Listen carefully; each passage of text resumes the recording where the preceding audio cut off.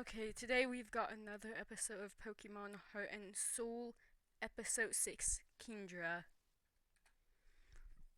We open up with the battle of Pichu versus Bellsbury, and upon Mason's command, a dizzy punch ends the battle.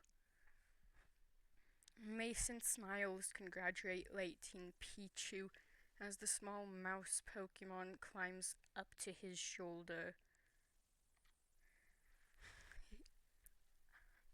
He had no problem using Pichu in this battle, as he did not intend to use Pichu in his gym battle at the Olivine City gym.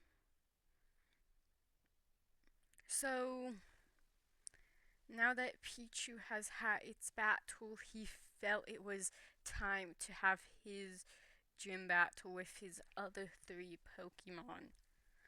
But as he approaches the gym, he bumps into Silver, who is leaving the gym.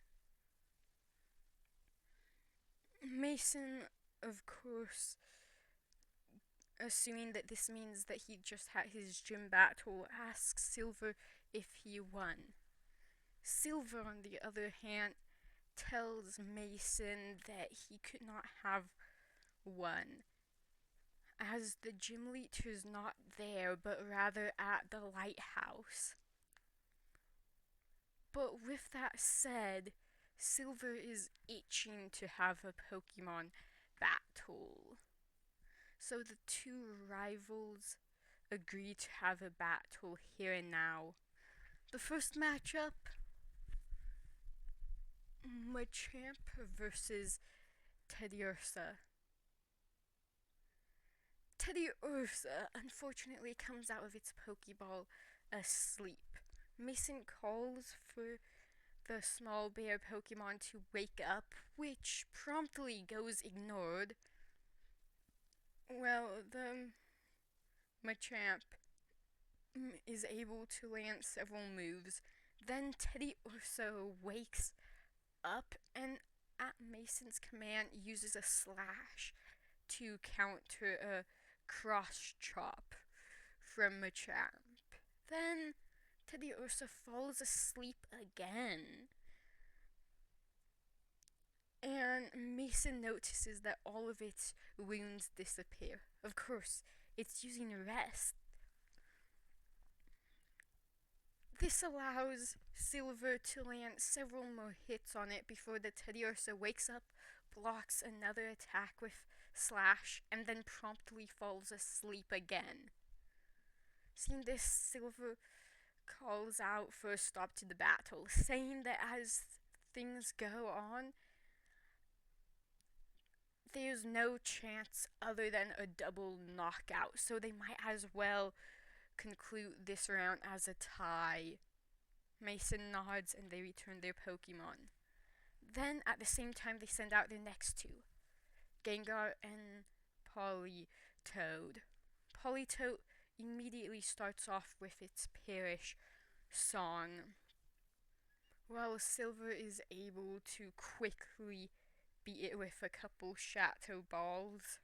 So out comes Flaffy. Flaffy only dodges Gengar's attacks, letting Perish Song take the ghost type out for it.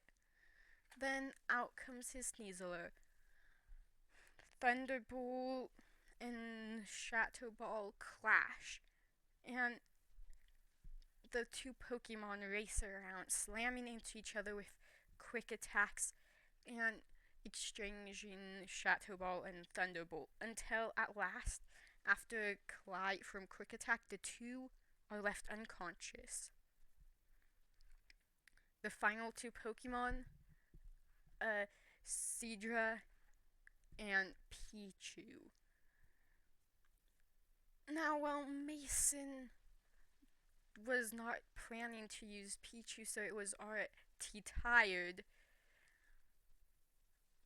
he does not want to send out his Scyther. He has no idea if it will listen to him, and so he's a bit hesitant.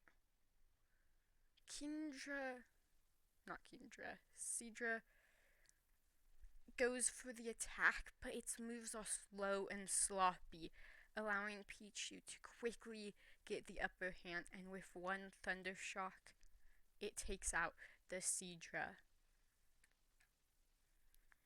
The two trapped her as they head to the Pokemon Center to get their Pokemon healed.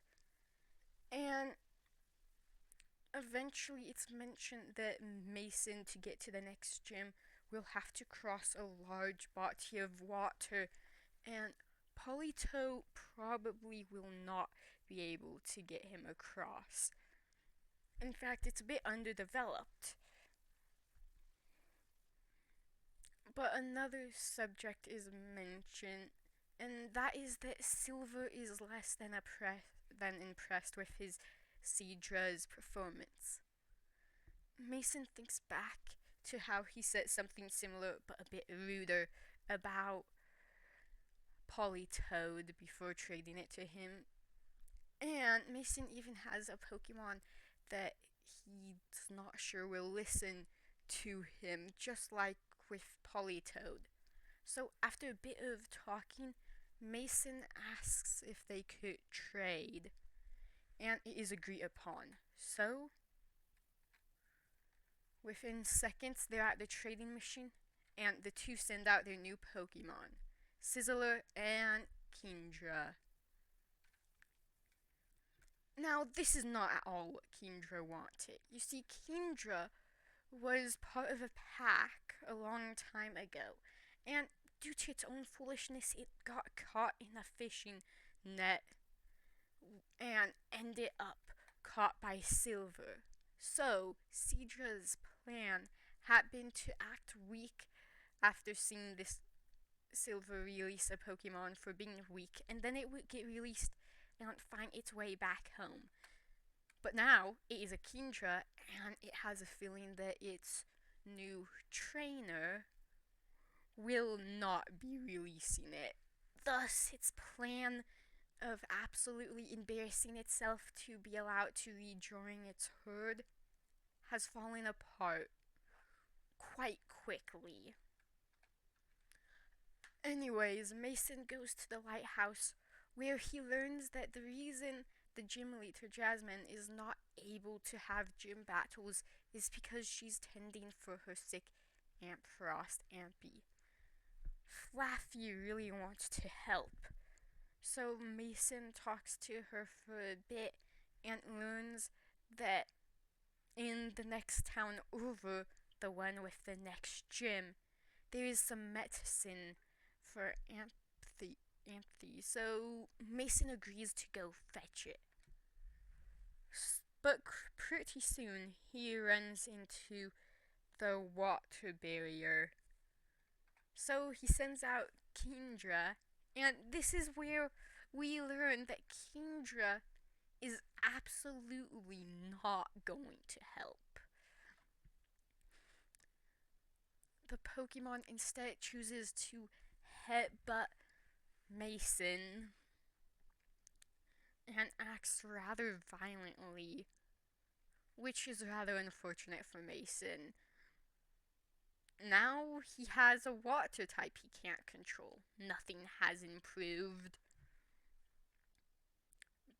So Mason returns Kingdra and wonders how else to get through. Looking at his Pokemon, he doesn't think any of them could do it, but maybe if Politoed had a lot more training, it would be strong enough?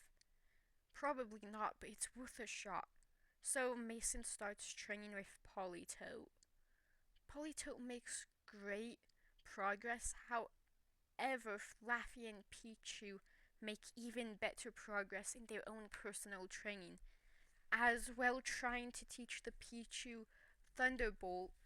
Flaffy learns that it's much better with hand-to-hand combat, which is rather strange for a Pichu, but you do you, Pichu.